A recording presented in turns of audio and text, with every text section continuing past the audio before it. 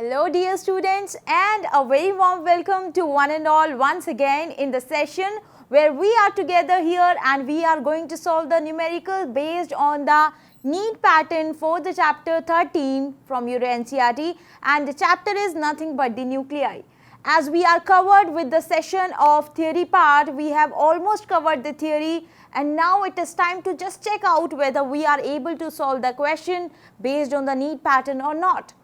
Because I know that your exam is just around the corner and you are worried about your exam. So let me tell you, my dear students, if you are going to solve such numericals, if you are going to just pick up the previous year question papers, just sample papers that is going to be arrive in the market nowadays, you are going to attain a good marks. Because the practice makes a man perfect. And how you are going to practice them? By solving the previous year question papers and also by solving the sample papers. Here I have brought something for you, that is the combination of previous year papers and the sample papers, that means the new questions. So we will be going to solve it together here, and now without wasting much of our time, we will be just moving toward the first question of the session, and let me just see what is the first question. Alright, since it is a NEET pattern, so you are going to see the question which will be related to somehow CBSE pattern. That means the level will not be that much tougher. So if you are going to do, if you are going to practice them very well, you can score a very good marks. Because if you are practicing the question regularly, your speed will be smooth. You are going to have a swift speed of yours. So now let us begin the question number 1. Alright, so I am going to read the question for you. We can see here it has been written that the activity of a radioactive substance at time t1 is A1. Now one more thing that I just want to tell you, that whenever you are going to read the question, the first thing that you should do is just note down the main points that has been given in the question. From the very beginning that you are starting, that you have started reading the question, just note down the main points. Because it is a case that you must not miss any important thing that has been provided in the question and you would have forgot to apply that. So that is why we will be going step by step. That means first of all we will be writing what are the values that has been given. So for a radioactive substance, we have been given a one radioactive substance, and at time t1 its activity is A1. So we will be writing it at time t1 activity is A1.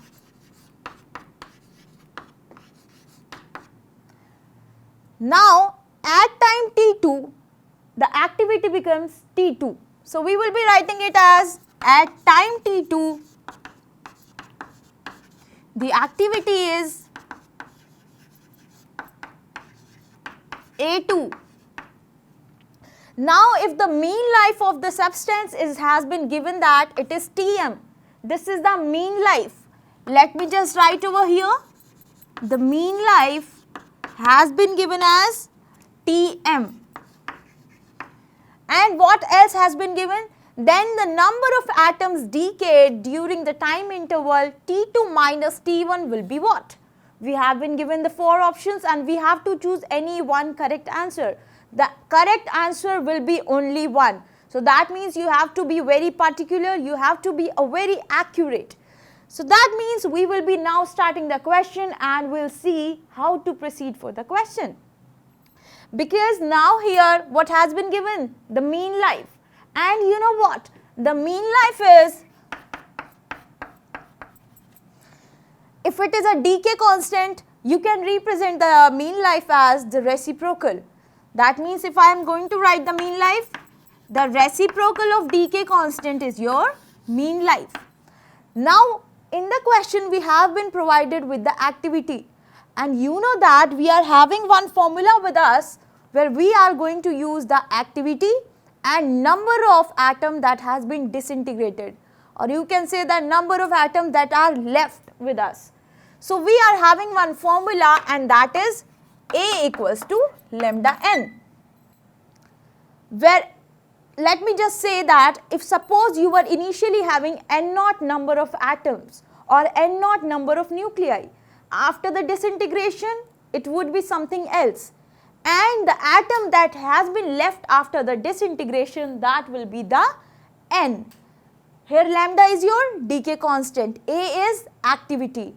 Now let me just tell you one thing, if I am having this formula with me, I can write this lambda as 1 upon Tm. So let me just convert it into the form of lambda into n. Now what you can do from here, your n will become A into Tm, isn't it? It's just a simple thing, you are just making the formula in another way. So we have written n equals to A into Tm, that is the mean time. Now we have been given the activity as A1 for time T1, A2 for time T2. So that means your N1 will be A1 into Tm. Tm is the mean life. So mean life will remain same. So N2 will be A2 into Tm. Now because we have to find, just look back the question, look it back. We have to find the number of atoms that has been decayed during the time interval. The number of atoms that has been decayed. That means if I am going to find N1 minus N2, this is what? This is your number of atom that has been decayed, right? So now what we can do over here is, we just know the value of N1, we will be putting it will be A1 Tm minus A2 into Tm. Now if you will be taking the Tm, that means the mean time as common, so you will be having A1 minus A2 into Tm, and this is nothing but your number of atoms decayed during the time interval, right? Because now your question, I'm just imagining your question from me would be that, ma'am, we have been given in the question to provide the number of atoms decayed during the time interval T2 minus T1. So let me just tell you, my dear friends, we are having one formula with us, that is n equals to n naught e raised to the power minus lambda t. Now if you want to find the number of atoms decayed in time interval T1, so you will be having n equals to n naught, say n1 it is, e raised to the power minus lambda T1. Similarly, if you want to find for n2, that will be n naught e raised to the power minus lambda T2. Now what you can do from here is, since you are having your time periods with you, you are having your activity with you, you are having your initial number of atoms with you, you can easily find out the number of atom that has been decayed. So I think I must would have cleared your doubt, that is the time interval T2 minus T1. So you need not to worry, because the activity that we are using here, it is just corresponding to that time period. Like A equals to lambda n. We have used A1 T1, sorry the Tm, A2 into Tm. We are now taking the mean average life. So that means you need not to worry about the T1 minus T2, it is that only what we are doing here. So the answer of the question will be A1 minus A2 into Tm. Now let us just go back to the options and verify whether this option is available or not. A1 minus A2 into Tm. So if I can see that option number 4, that is the D option, A1 minus A2 into Tm is available here. So that means this must be the correct answer, right? So yeah, we have covered the first question, and this is the way how to proceed in the question. In this chapter, as I have told you, important thing is radioactivity, half-life, mean life. That means if you are aware of all the formulas that is used in this, you can easily solve all the question. And for solving the question, the important thing is you must be remembering that formulas.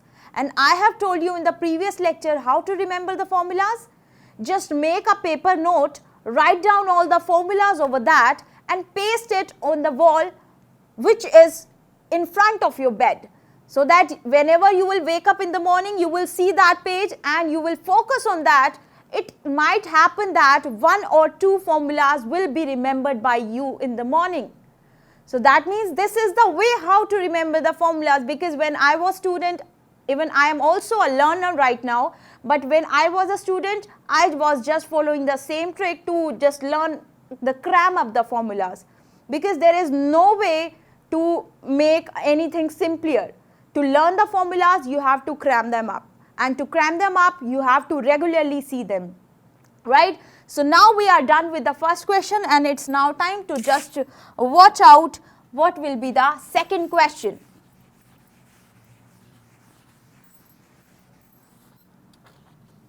Okay, so the second question that I can see over here is that we have been given a radioactive material of half-life T. That means T half, or you can write it as capital T as, or you can say it has been given as capital T. It was produced in a nuclear reactor at different instants. Now, the quantity produced second time was twice of that produced in the first time. Okay, so we got that. Suppose if initially it was N0, first time it became N1, and for the second time it would happen that it will be 2 times of N0. That means twice of that produced first time. So let me just write here 2N1. I am not going to use these statement, I am just writing it because it has been given. And after that we will see what we have to do. Okay, so then next, if now their present activities are A1 and A2 respectively, then their age difference will be what? We have to tell them the age difference, and age difference is what? T1 minus T2. This we have to find out in the question. So now let us just begin with the question that has been given, the values that has been given, and just give them the accurate answer. Because me and you, we are going to do it together. So bring out your calculators and solve with me together. So now what will be? You know that if there is a word activity, one formula should be directly came to your mind, and that formula is A equals to lambda n. Now what we can do over here, we know that n equals to n naught e raised to the power minus lambda t. You know this? I hope you all are aware of these formulas. You all are familiar with these two formulas. If you are clear with the concept of chapter nuclei, it is 100% sure that you will be familiar with this formula, right? So this is nothing but the radioactive decay law, or you can say dN by dt equals to minus lambda n. By using that, you will be finding out this. N naught is initial number of atom, n is your final number of atoms. So we are having this formula. Now what we will do, because we know that your N1 was N naught e raised to the power minus lambda T1. And if I say this is for A1 equals to lambda N1. Now if I will be saying for A2, that will be A2 equals to lambda N2. Now you know that N2 for this case is because we have written for the second case, just look at back, second time was twice of that produced the first time. So we will be writing here as N2 equals to 2N naught e raised to the power minus lambda T2. Now we are having these relation with us. For this first relation, what I am going to do, I will be putting this value of N1 into this equation. So my equation will be becoming A1 equals to lambda into N naught e raised to the power minus lambda t1. Now what we have to do? We have to find out these t1 and t2. And to find out this t1, what I can do from here is, just look at here. If I'll be taking log of this equation, what will I have? If I'll be taking log,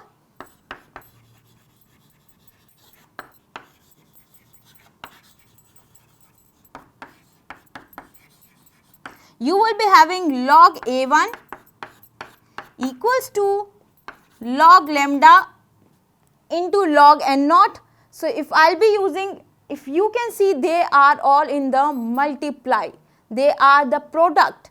So what happens in the case of log? If you are going to take a log of all these three terms, they are going to be added separately. So log lambda plus log n naught plus log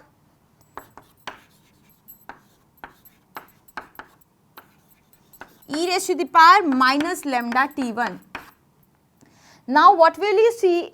If I will be taking the log of this log and exponential term will be cancelled and we will be having only minus lambda t1.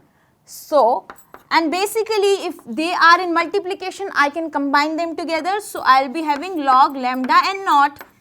This is not, please do not get confused, this is not in division. I have just make an underline for that. So this is log lambda n naught minus log and exponential cancelled, you will be having minus lambda t1, right. So now we will now see how to do it further. Just make it separate because we are going to use that also. So after that, your step for this question will be log a1 equals to log lambda n naught minus lambda t1. Because I have to find out the value of t1, so I will be taking this value to that side. That means lambda t1 will be equals to log lambda n naught minus log a1. Now you know that when we are having some log in the minus, we will be writing it in the form of division. So we will be having lambda n naught upon a1, isn't it? Now to find the value of t1, what will I do? t1 will be 1 by lambda log lambda n naught upon a1. This is your value of t1. Now what you can do over here is, you can put the value of 1 by lambda. You know that the half-life, the capital T, half-life is log 2 by lambda. And from here, to find out the value of 1 by lambda, you can write it like T by log 2. So we will be putting this value into this equation, that is 1 by lambda equals to T by log 2. So that means you will be having your T1 as T by log 2 into log lambda n naught divided by a1. This is the value of your T1. Let me just mark over here. This is your T1. Now similarly, the value of T2 will be same, but the difference in that will be what you are going to use in here. In the place of lambda n naught, you are going to use 2 n naught, because in the question it has been given that it was the second time, it was twice of that produced in the first case. So for that we will be using twice of n naught. Here I have written. So that means if you will be putting this value 2 n naught in place of lambda n naught, let me just, if you want me to write that, the complete equation will be same, but the difference in that will be only 2 is going to be added over here. So I can basically write the final equation for you. Your final equation will be T2 equals to, just come with me and speak with me, what will be the T2? T2 will be T upon log 2, T2 will be T upon log 2 log of lambda 2n naught. For the second case, it will be lambda into 2n naught divided by A2, because we are taking the case of A2. So that means this will be the equation for T2. Now we are having finally the equation for both T1 and T2. After finding this both equation, we can say that because we have to find the difference, their age, so that will be T1 minus T2 definitely. I have written over here, you can see that in the question we have to find the age difference. So T1 minus T2 we have to find. Now because I am having my T1 and T2, I am going to use this T1 and T2 to find T1 minus T2.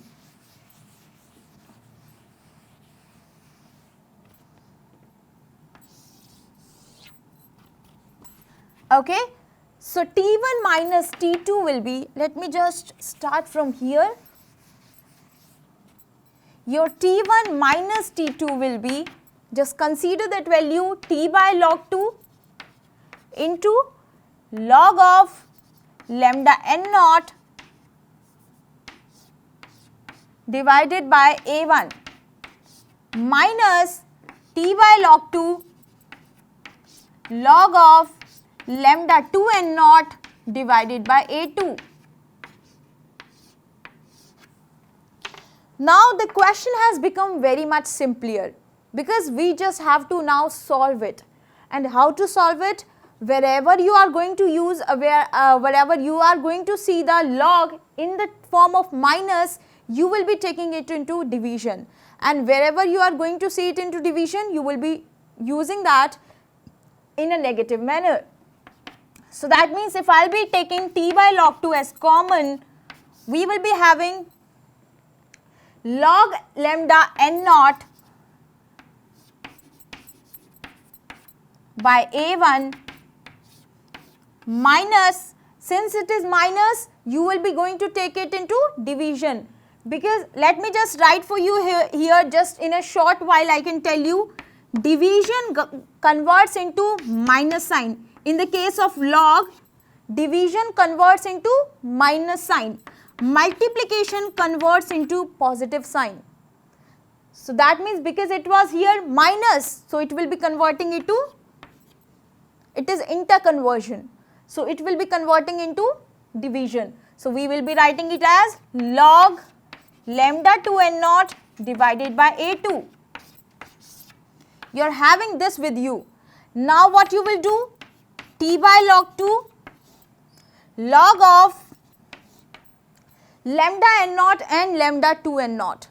When you are going to multiply them, you will see that n naught will cancelled, lambda will cancelled. You will be having your, after solving, you will be having your T1 minus T2 as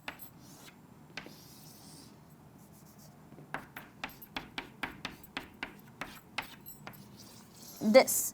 So let me just verify whether this question, whether this option, this answer is available in the options or not. So let me just revise it. T by log 2 log of A2 upon 2A1. T by log 2 log of A2 upon 2A1. So yeah, definitely we can say here this is the correct answer. The option number C, this will be the correct answer. So this was the way to start this question and to solve this question. The question was very much simpler. I have took time, I have taken my time just to make you understand. Otherwise, if you know the concept, if you know the formula and you are going to attempt it, there will be hardly 1 minute for this question, not more than that. So now we are done with this question and we will now see what will be the next question with us.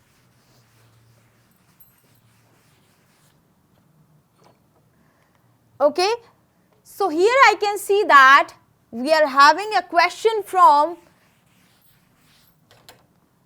X-ray, because from here I can see that electronic configuration of zinc in the ground state is this.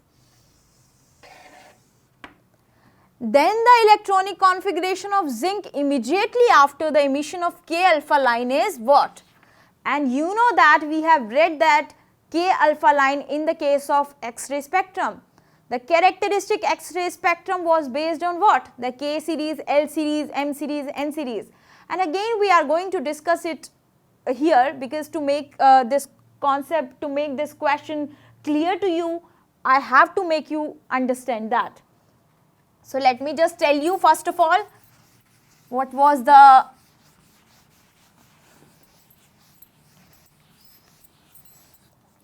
okay, so first of all let me just write the configuration that has been given.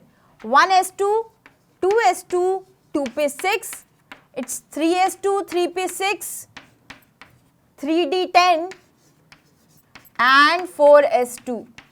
We have been given this, and the question is, when the alpha emission is going to take place, the K alpha is going to take place, what will be the electronic configuration?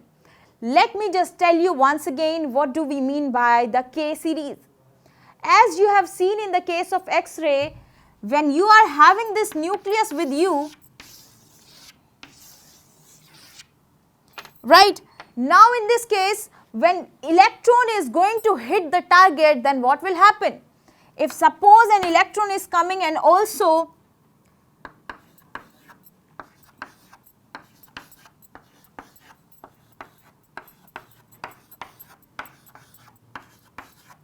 one, two, 3, 4, 5, 6, 7 and 8. 2 in the inner shell, 8 in the outer shell, and let me just write and make 2 more electrons in the outer shell. Now when the electron hit the target, electron directly penetrates through the atom, and what happens? It will remove the electron, it will knock out the electron from the innermost shell, that means the K shell. Let me just write, this is your K shell, this is your M shell, this is your N shell, KLM shell. Now when the electron will come, it will directly come and remove this electron from the innermost shell. Now because this electron has been removed, so that means there must be a vacancy now. Let me just remove from here, because now electron has been removed. So that means you are having one vacancy here. When there is one vacancy, what will happen? The electron that are present in the L shell or the M shell, that means they are present in the higher shell, they will come to the inner shell and fill this vacancy by their presence. Suppose if this electron was removed, it was knocked out by the electron, then in that case this electron that is present in the L shell, it will come and fill this space.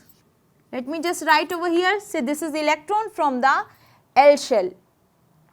Now what happens is, whenever, let me just show you here,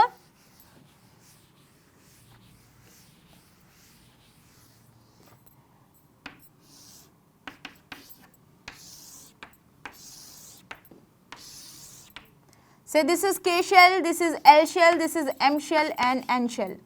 Now whenever if the electron from the L shell is coming to the K shell, suppose it is coming from the L shell and falling into the K shell, that will be your K alpha series. Any of the atoms, any of the electrons that is coming from any higher orbit to the K shell, that will be making the K series. So let me just make it for you.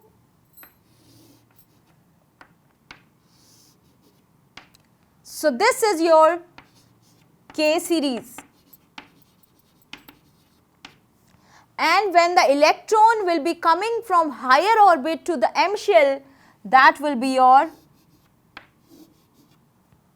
okay, so let me just tell you firstly for the L shell. Since it is L shell, so when electron will be coming from any higher orbit to the L shell, that will be your L series. And when it will be coming from any higher energy level to the M shell, that will be your M series. Similarly, it just goes on. Now what is K alpha, K beta, K gamma? In the question we have been given the K alpha. That means your electron, when it is coming from the L shell to the K shell, that will be your K alpha series. When it is coming from M shell to the K shell, that will be your K beta series. And when it is coming from M shell, the N shell to the K shell, that will be your K gamma series. Similarly, it happens for the case of L series, for the case of M series, for the case of N series. That will be your alpha, beta, gamma. And now in the question we have been given this K alpha series. That means if the electron will be coming from the L shell to the K shell, that will be the K alpha series. So in the question we have been given this configuration. You know that this is your K series, this 2 is your L series, this is your M series, and this will be your D series.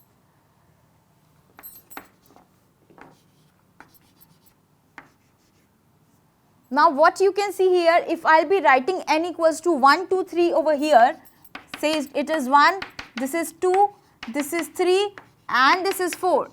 So the number that has been written over here, this 1, these are 2, these are 3 and this is 4. This is nothing but the quantum number, that means your orbit number.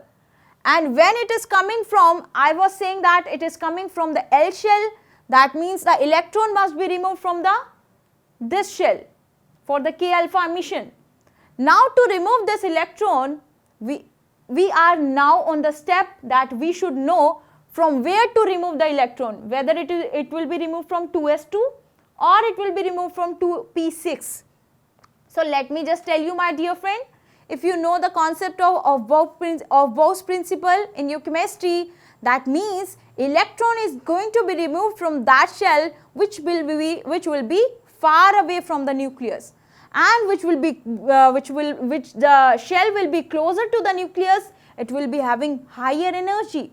That means if we want to remove the electron from the shell, that must be far away from the nucleus. So that means electron must be removed from here.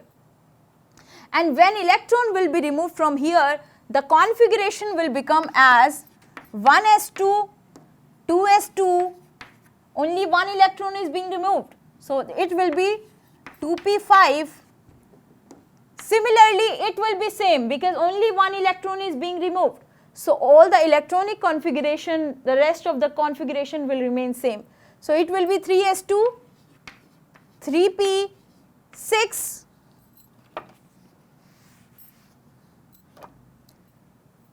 3d10 and 4s2. Okay.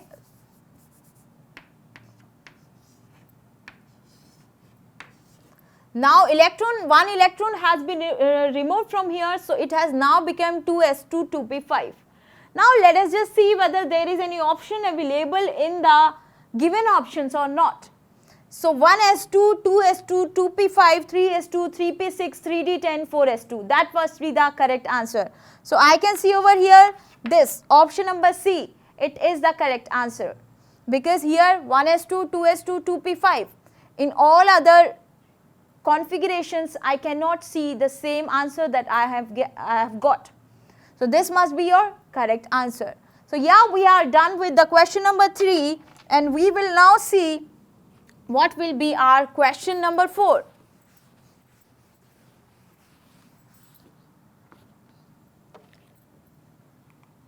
Alright, so now here what are they wanting us to tell them that in an atom bomb, the energy is released due to which option?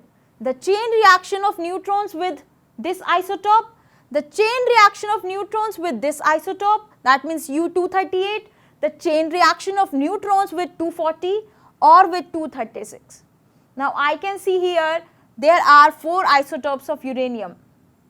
But what I know that uranium has isotope U-235, 233, 238. Now we will be using here the reaction that we have studied in the nuclear chain reaction, as I have told you in the theory, and also for the competitive exam I have made you this question very much clear. What is the nuclear reaction? Let me just again tell you. We are going to rub this and we will be starting with the nuclear chain reaction. Now,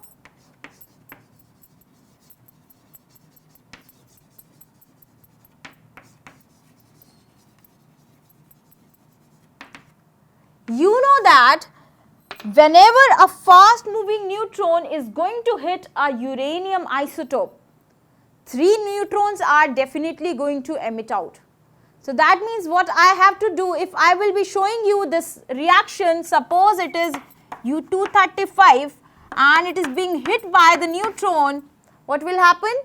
We will be having barium with us with mass number 141, the krypton with us with the mass number 92, it is 56 and it is 36.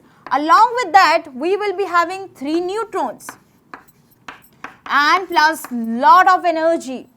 Now what is nuclear reaction? You can see there are 2 fission products. One compound of one isotope of uranium is taking fission in the form of 2 fission products. So let me just show you here.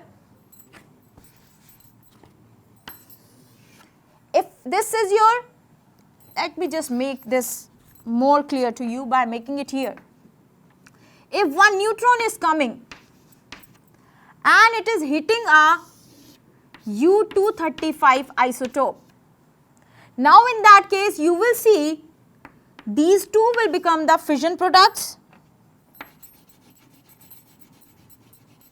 That means these are nothing but the barium and krypton that we have made in the reaction, that we have shown in the reaction. So these are your fission products. I am writing it as Fp. Now in this case you have seen 3 neutrons are coming out. We are going to represent these 3 neutrons as 1, 2 and 3. These are nothing but the neutrons. Now when these fast moving neutrons are going to hit further 3 isotope, again this will be your fission product.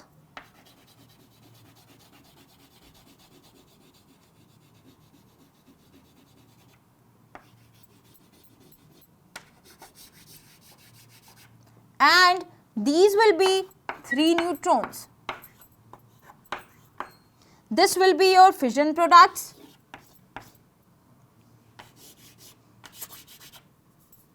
And this will be your 3 neutrons. Again, here will be your fission products and these will be 3 neutrons.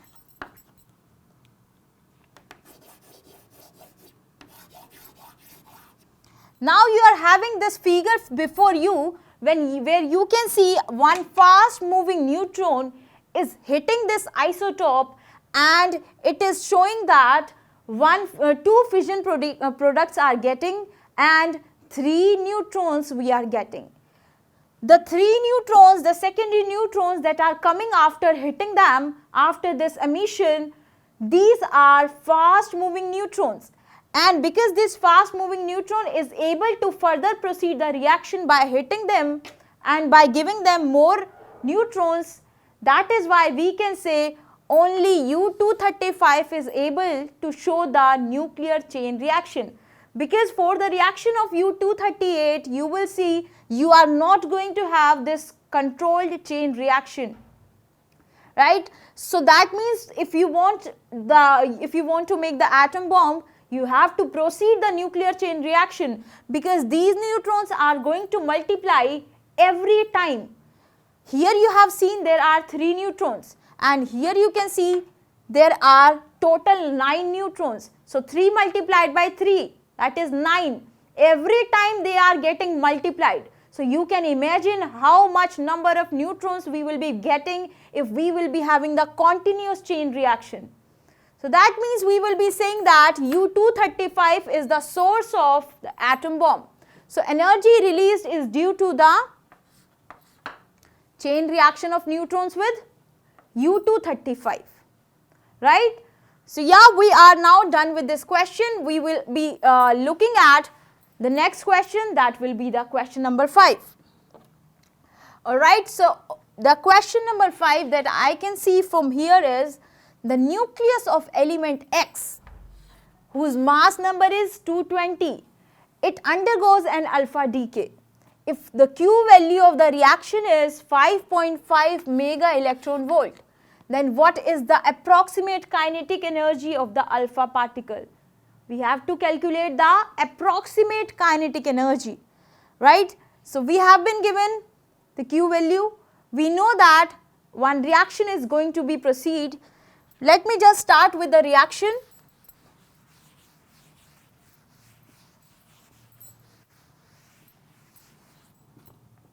Alright, so what I can see over here is the nucleus of element whose mass number is 220.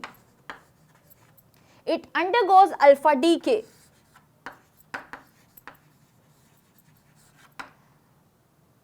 If it is going under the alpha decay, the product will be what? 2He4 plus one nuclei whose mass number will be reduced by 4. So 220 minus 4. This will be the next product. Now we have been given the Q value and we have to tell them the kinetic energy. Let me just tell you, this is the simpler question. No question can be easier than this.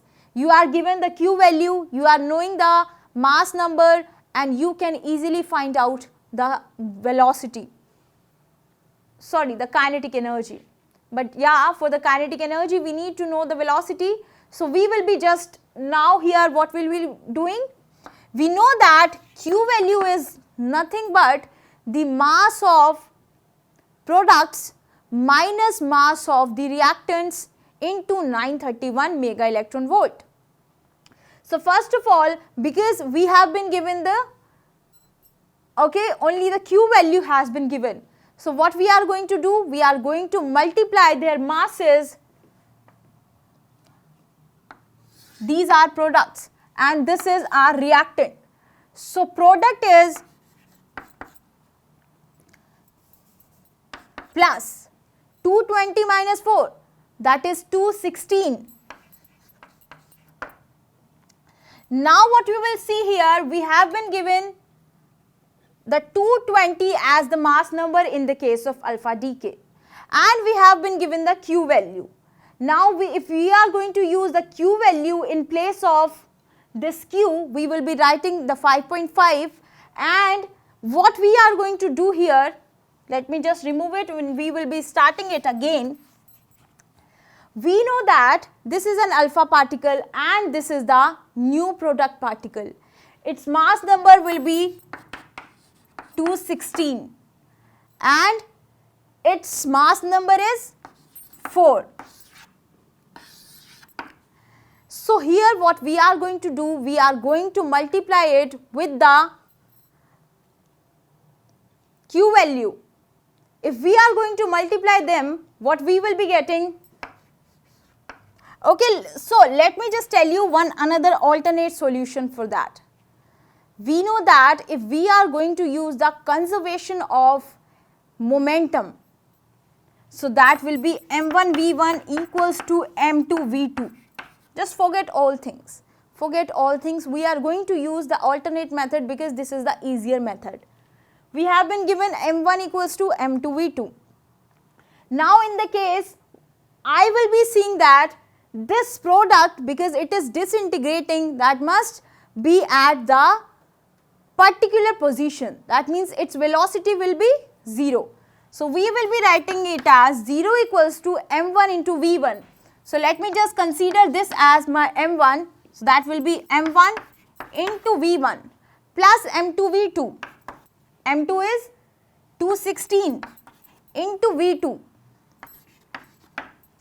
Now from here you can see that we are having 41 equals to minus 216 v2. So because we know that we are going to find the velocity, we will be taking it positive, because velocity here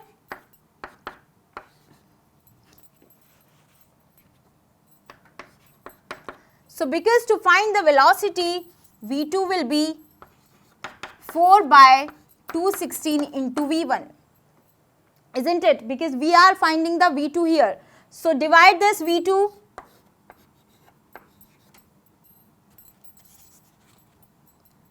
Yeah. So we are having our V2 as V1 upon 54. Now we know that because we have to find out the kinetic energy.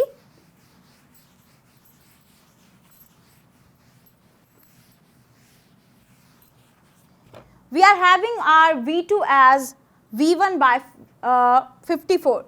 Now we know that we can put it as kinetic energy, that Q value as half m1 V1 square.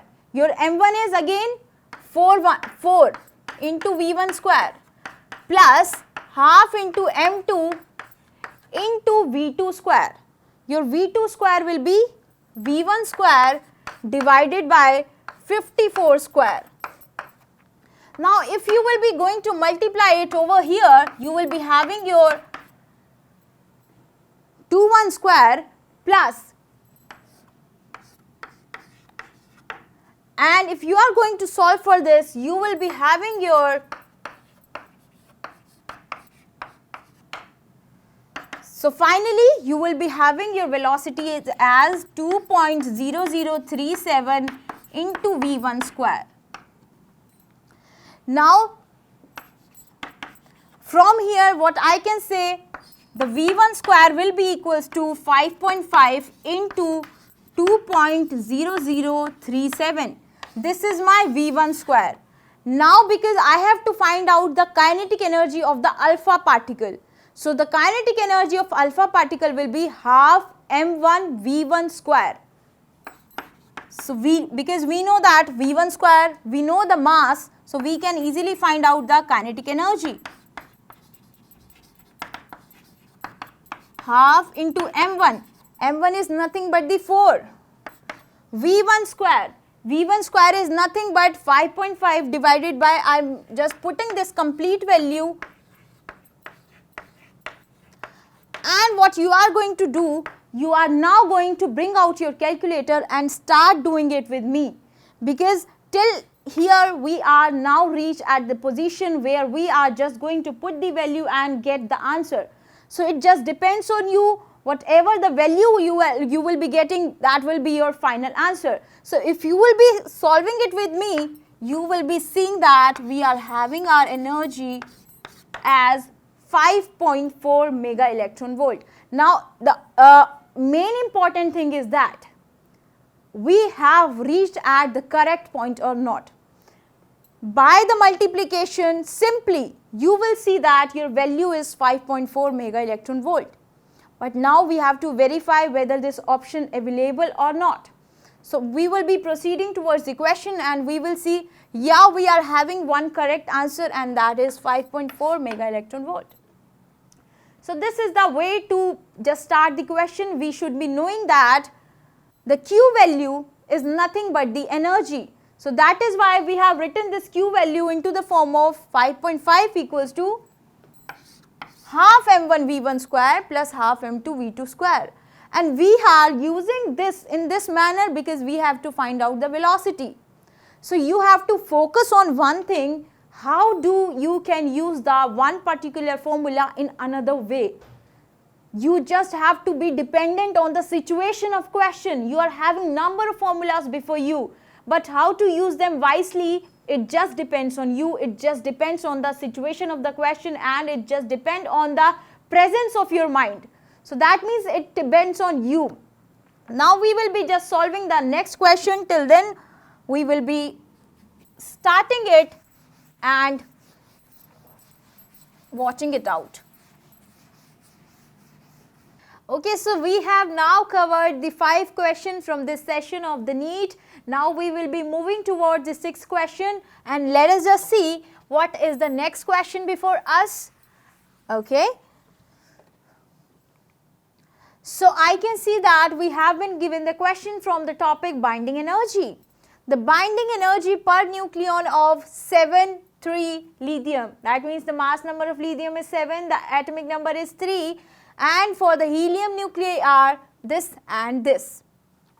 Let me just mark over here. In the nuclear reaction, the reaction has been given to us. The value of energy Q released is what? So basically we have to find out the energy, the Q. Now let me just tell you again, previous question that we have done related to the energy from question number 1 to 5, we have seen that there was a question where we have seen the Q point, the Q energy, and that Q energy is what? The mass of energy of products minus the mass of the total mass of the reactant. Let me just repeat myself, the mass of products minus the mass of reactants, or you can say the energy of products minus the energy of reactants.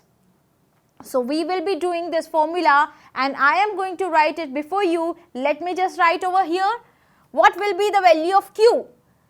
We have been given the binding energy per nucleon for the lithium and helium. Let me just first of all write down this reaction. This is plus 1H1.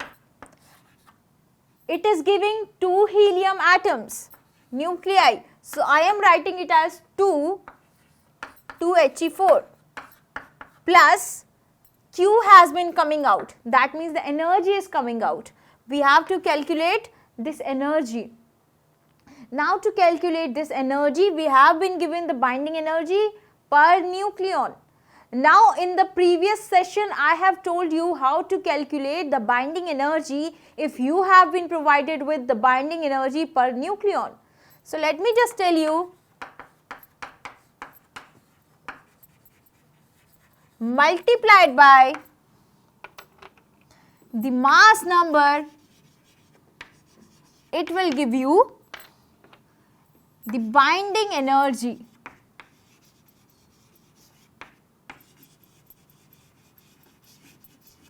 So to find out the binding energy for the mass for these reactant and for the products, we will be writing here as Q equals to, Q will be what? I have told you that Q is nothing but the mass of products minus the mass of reactants, or the energy. You can say it in terms of energy. So the energy of products minus the energy of reactants. So Q will be energy of products. So 2 multiplied by, what will be the energy? Binding energy is binding energy per nucleon multiplied by mass number. So for the helium, we have been given the binding energy per nucleon as 7.06 mega electron volt. This is for the helium. So let me just write over here 7.06 multiplied by 4. Binding energy per nucleon multiplied by the mass number. Minus, now you have to minus because in the products you are only having this helium particles, the 2 helium particles. Now here in the reactants you are having hydrogen and lithium. Because in the question we are not provided the binding energy per nucleon for the hydrogen, and also I can just tell you that the binding energy per nucleon for the hydrogen is 0. So we can totally ignore this. Now we are having only this with us for the reactant. So we will be multiplying this, the mass number multiplied by the binding energy per nucleon. So the binding energy per nucleon for the lithium is 5.60 mega electron volt.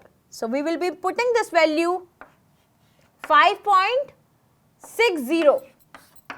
So if you will be multiplying it, you will be having it as 56.48 minus 39.2. Now if you will be solving it, you will be getting the value of Q. So let us just solve it here.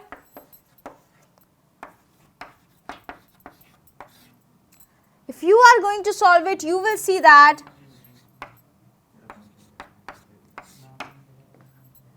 this value has came out to be into the range of 17.28.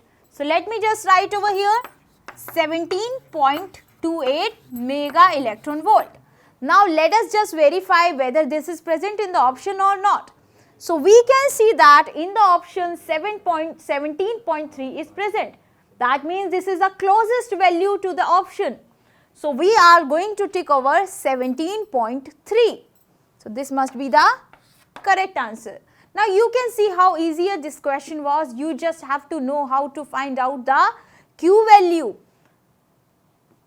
Energy of products minus the energy of reactants. Only this much you have to do. And then you have to find out the energy, the Q. So that is the way to find out the Q in this case, and we have summarized this with the answer 17.3 mega electron volt. So now we are done with this question. Now we will be moving towards the next question. Just let us see what is the next question before us.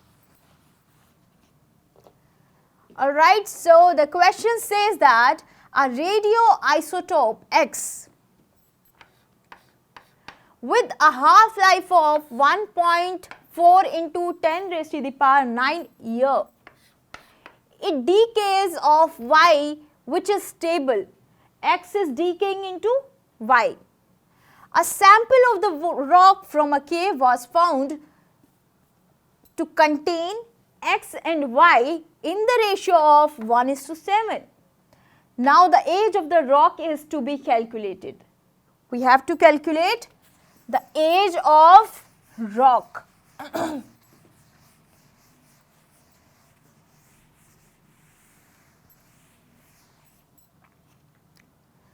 Now you can see here we have been given the mass in the ratio of 1:7, because they are saying that a sample of the rock from a cave was found to contain X and Y. So what do we mean by it is containing X and Y? Definitely that will be the mass of X and Y. So suppose let us suppose mass of X is mx and mass of Y is my. Now in that case, what has been given in the question? We have been given this ratio that the masses are 1:7. So let me just write over here mx ratio my equals to 1:7. Now let me just tell you, these are the parts of one radioactive substance. There was a radioactive substance X, and when it is decayed, it was break down into X and Y. This X must not be having the same mass number as this X, but in the question, as we have given that this X is breaking down into X and Y, so what we will do? We have seen that it is breaking down into 2. Now we will be saying that suppose initially the radioactive sample was having mass N. Initially the sample was having equal to M. So after the disintegration, after the decay, what will be the mass? M will be equals to mx plus my. Isn't it? Because this was the initial mass, and when it was break down into 2, we can say that this total mass will be equals to mx plus my. Now we have been given this ratio. We can write this as mx upon my equals to 1/7.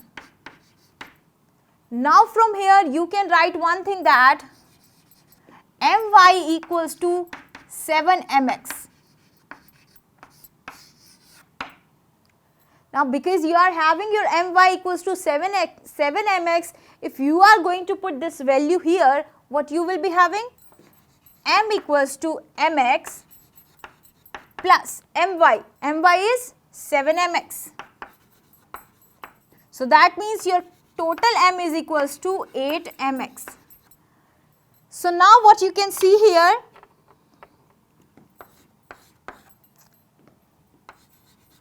your mx has came out to be M upon 8, or you can say 1/8 of M. isn't it?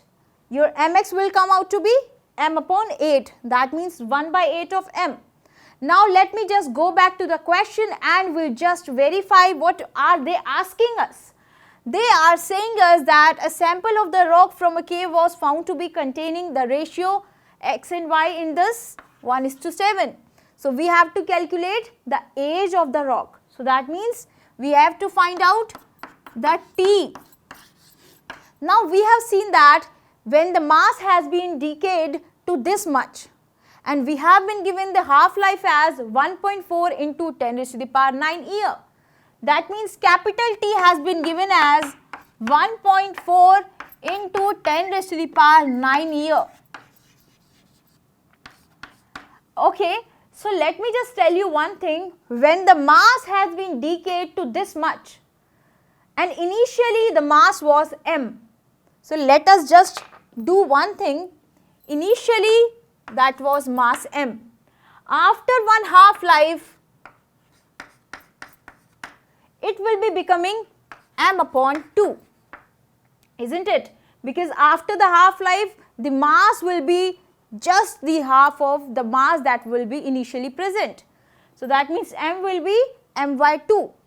Now again after the second half-life, it will be again reduced by the factor of 2. That means it will again become half.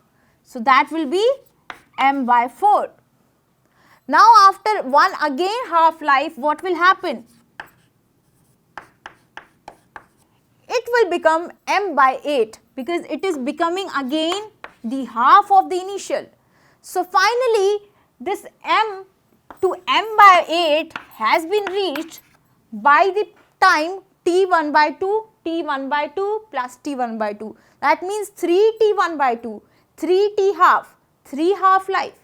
So that means after 3 half-life, this m has been reduced to 1 by 8 of m. So basically we were doing this thing to find out this 1 by 8 m, we have done that. So now to find the time, we know that it has been converted to m by 8 after the 3 half-lives. So that means if you are going to multiply this 3 multiplied by the half-life, that is 1.4 into 10 raised to the power 9. So you will see that it will come out to be, because 14 3s are 42. So 4.2 into 10 raised to the power 9 year. This must be the time at which the mass will be reduced by m by 8. Again here you will see this is m by 8. So it has been reduced after the 3 half-lives. So that means this must be the time period. So let me just verify whether this option is present in the options or not. 4.2 into 10 raised to the power 9 year. So yes, this is the correct answer because we can see this is just and accurate with the answer that we have got there. That means the age of the rock will be 4.2 into 10 raised to the power 9 year, right? We have done this question now and we will be now proceeding towards the next question. That will be the question number 8. So the question number 8 before me, I can see that in a radioactive material, the activity at time t1 is R1 and at a later time t2 it is R2. That means at time t1 it is R1, at time t2 it is R2. If the decay constant of the material is lambda, then which option is correct? We have to choose any one correct answer. So we will be now doing it. How to proceed it?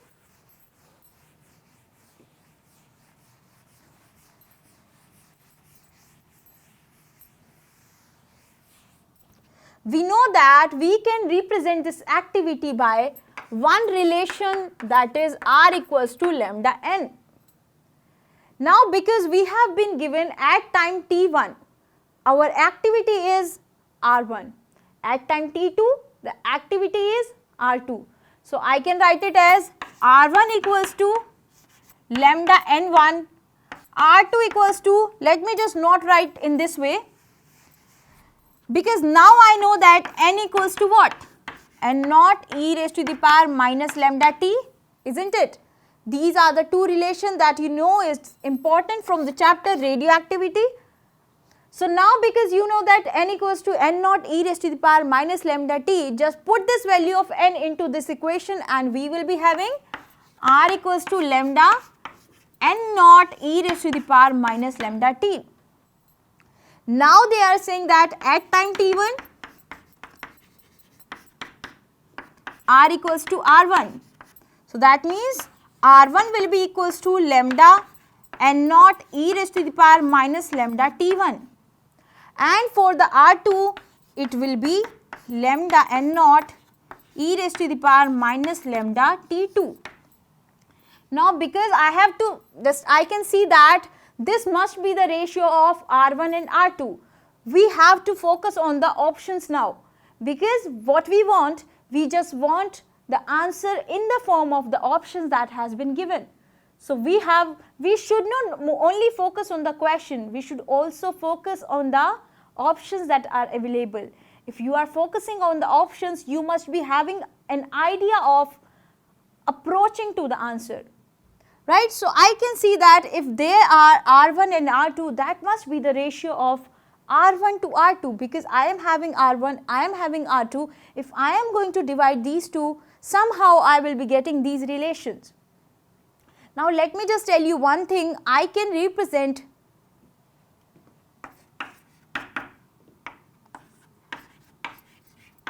this activity also as r naught equals to lambda into n naught, because we know that r equals to lambda n. I can also say that initially r naught will be equals to lambda into n naught.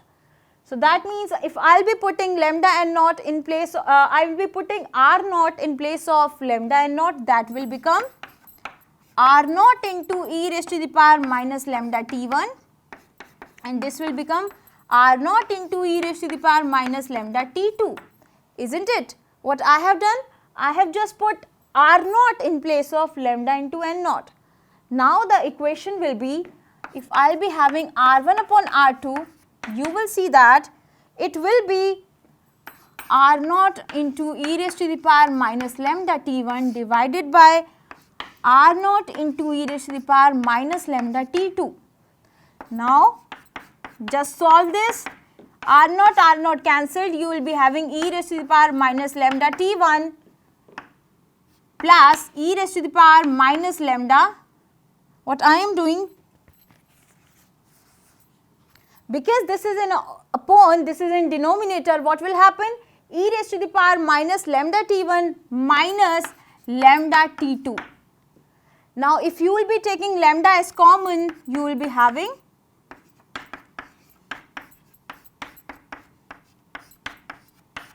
t1 minus t2, and so you can also represent it as r1 into r2 e raised to the power minus lambda into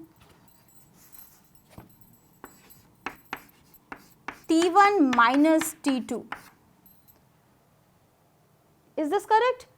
I think there must be, because there is minus lambda, it would be plus. When it will go up in the numerator, it will become positive. So e raised to the power minus lambda t1 plus e raised to the power lambda m2, lambda t2.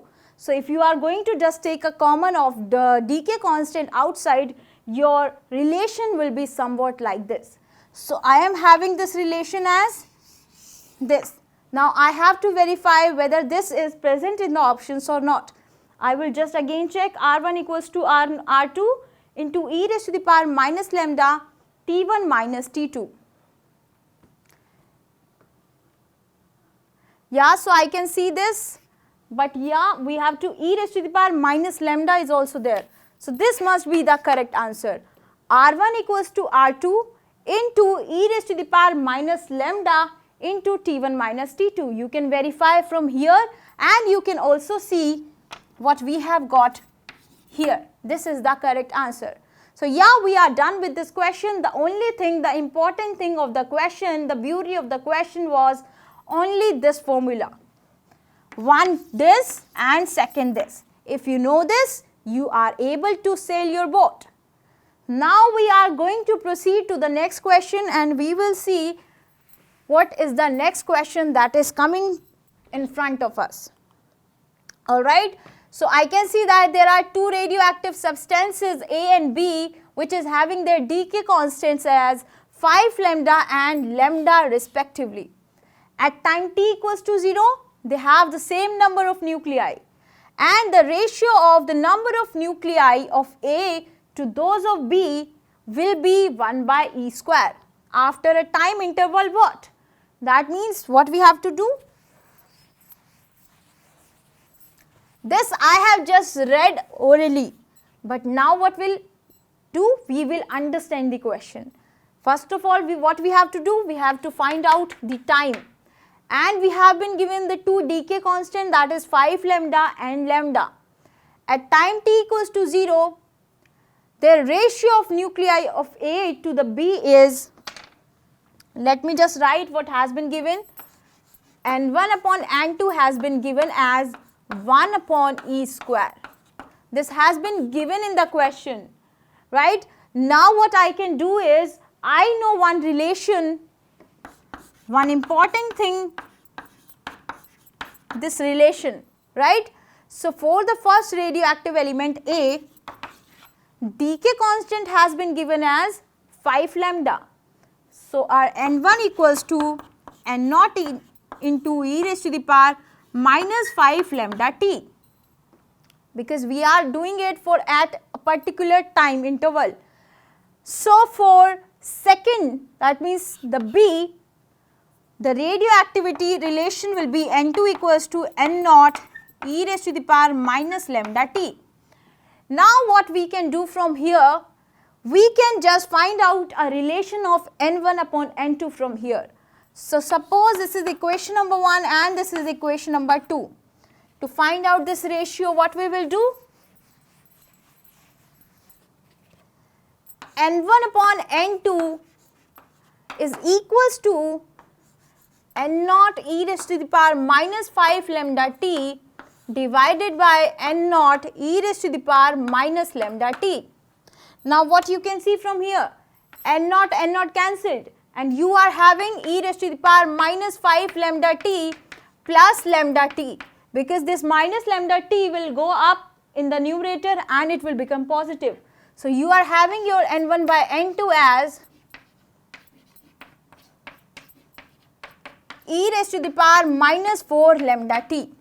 Now because this is minus 4 lambda t, if you will be just making it into denominator, it will become positive. So you can write it as N1 upon N2 equals to 1 upon e raised to the power 4 lambda t, isn't it?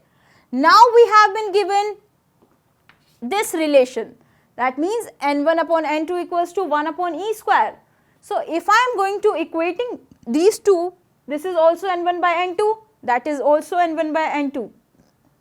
So if that is also N1 by N2, if we are going to compare them, we will be putting this N1 by N2 in place of this. It will become 1 by E square equals to 1 upon e raised to the power 4 lambda t. Now because this is 1 by E square and this is 1 upon e raised to the power 4 lambda t, exponentials are same, so we can compare these two. So that means your 4 lambda t will be equals to 2. Your 4 lambda t, this will be equals to this 2. Now what you will be having, because we have to find out the time. So your time will be 2 upon 4 lambda, or you can say your time has came out to be 1 by 2 lambda. So we have found out the time by our method. Now let us just verify whether this time that has been came is correct or not. So time equals to 1 by 2 lambda, and just see, just go back to the question, and yes, I can see the option number D is the correct answer. So that means you must be having one correct approach to the question to reach at the accurate answer, right? So now we are done, we have just covered this question, we are done with this.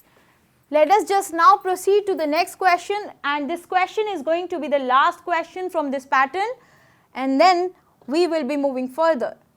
So here I can see that the volume occupied by an atom is greater than the volume of the nucleus by a factor of about what? We know that what is the order of radius of? What is the order of radius of atom? What is the order of radius of nuclei? So we are going to use that order of, we have to find out the volume,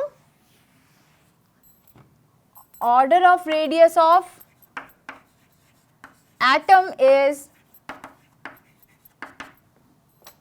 you can just use the approximate sign over here. It is 10 raised to the power 14, and we know that order of, it's 10 raised to the power minus 10, and order of radius of nuclei,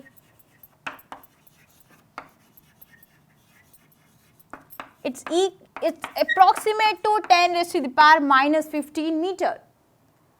Now because we have to find out the volume occupied by an atom is greater than the volume of nucleus by a factor of what? So if we are having the volume of atom to the volume of nuclei, it will be 4 upon 3 pi r cube, because volume of atom and volume of nucleus is same, that is 4 by 3 pi r cube. But yes, radius is going to be different. The formula is same, but the radius will be different. So 4 by 3 pi r cube. Now your r for this will be, let me just write it again, this will be r dash cube. This r is for atom, this r is for nuclei. So if you will be going to put the value 4 by 3 pi are same and constant, so you can cancel them out. You will be having the ratio, the relation between r cube and r dash cube. Your r cube is 10 raised to the power minus 10 divided by 10 raised to the power minus 15, its cube. Now if you will be solving it, you can see that your answer will be coming out into the range of 10 raised to the power 15 meter, because it was the order of radius of atom and nuclei, and if you are going to solve for them, you will see that your order will be in the range of 10 raised to the power 15. I can remove this meter sign from here, this unit from here, because I am just talking about the order. So basically the order has came out to be equals to 10 raised to the power 15, and you can use it, you can just verify it by using the calculation of this. So yeah, we have done, we are having the answer 10 raised to the power 15, and yes, I can see that option number B, that is 10 raised to the power 15 is the correct answer. Yeah, we have now covered all the questions from the NEET pattern, and we have done the theory of the chapter. Till now just we have covered all these things. Now I just want you to wish all the very good luck to you, so that you can keep practicing well on the regular basis. You just keep revising well on the regular basis, so that you will be succeeding, because I know that your exams are nearby and you will be in hustle and bustle to just prepare for your exam. So to prepare well, you should be just stay fit and eat good food and just practice regularly. That's it. That's what I can say you. Just keep practicing. Just stay safe. Take care. Bye bye.